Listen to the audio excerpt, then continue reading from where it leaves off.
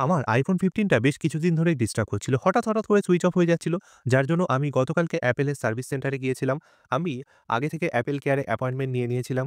যদিও সেটা কোনো কাজে লাগেনি। গিয়েছিলাম এলগিন রোডের ট্রিসোর সার্ভিস সেন্টারে। এটা ওই ভবানীপুর এডুকেশনাল সোসাইটির ঠিক কাছেই অবস্থিত। ওরা ফোনটা এখানে জমা নিয়ে নিল। বলল মোটামুটি ৩-৪ দিন লাগবে। ফোনটায় ডিস্টার্ব আছে যার জন্য সেটিকে ব্যাঙ্গালোরে পাঠিয়েছে। Apple এর ফোন সার্ভিস করার আগে তোমাদের কয়েকটা জিনিস বলে রাখি মনে রেখো।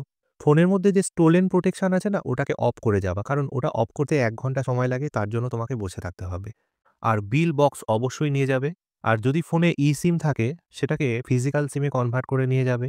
আর iCloud এর আইডি পাসওয়ার্ডটা অবশ্যই নিয়ে যাবে। সেখানে আমার এক্সপেরিয়েন্স মোটামুটি ভালোই ছিল। তাদের বিহেভিয়ারও যথেষ্ট ভালো ছিল। কিন্তু একটা জিনিস লক্ষ্য করলাম কিছু লোকের ফোন ড্যামেজ হয়ে গেছে। সেই ড্যামেজ ফোন সারতে একেকজনের ৬৭,০০০, ৬৮,০০০ এরকম টাকা লাগবে।